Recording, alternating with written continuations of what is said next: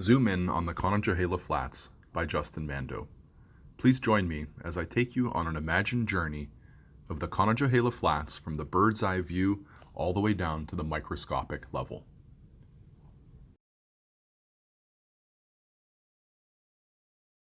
Approaching by boat.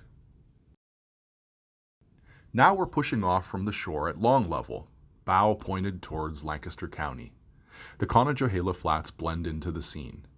You can't tell that these are islands run through with back channels, mud flats, and lotus rafts. Turkey Hill and its two turbines offer perspective on the curvature of the banks. Along the Lancaster bank, the bottom of the river drops to a depth of 35 feet. Imagine that Turkey Hill continues to descend at the same steep grade down deep enough to submerge a telephone pole. Flathead catfish skulk in that darkness, nudging with their whiskers the sunken refuse that has settled there. Approaching from the south, the mud flats rise to the rounded end of Grace Island.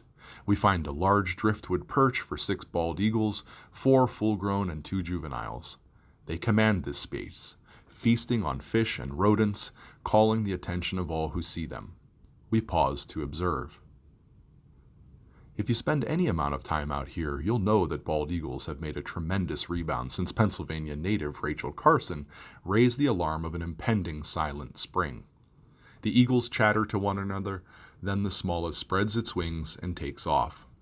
It rises, then swoops behind the tree line. As it does, our eyes land on an object bobbing down the river. It's a half-full container of motor oil. We get our boat into position and swoop the long-handled fishing net into the river. From boat to shore. Wading around the Conejohela Flats is better done with webbed feet than boots, but we will make do with what we have. Our feet sink into the muck, at times at depths enough to make you gasp as your boot succumbs to the mud. At this level, we see with our feet through the stained water. We step gingerly and feel ahead before we press down firmly. When we kick an underwater object in the flats, there are good odds that might just be a radial tire. Our kick may have disturbed a flathead catfish or a smallmouth bass from its unnatural shelter. Hopefully we haven't found a snakehead, though they are likely here too. None of these fish are native to our area, yet all have their supporters in the fishing community. Of course, not everyone is ready to embrace that kind of change. Some of us prefer smallmouth bass, while others like catfish. Some are excited about the voracious appetite and vile disposition of snakeheads, while others fear them. While we can't agree on which fish are wanted, we can all agree that automobile tires have no business in this place.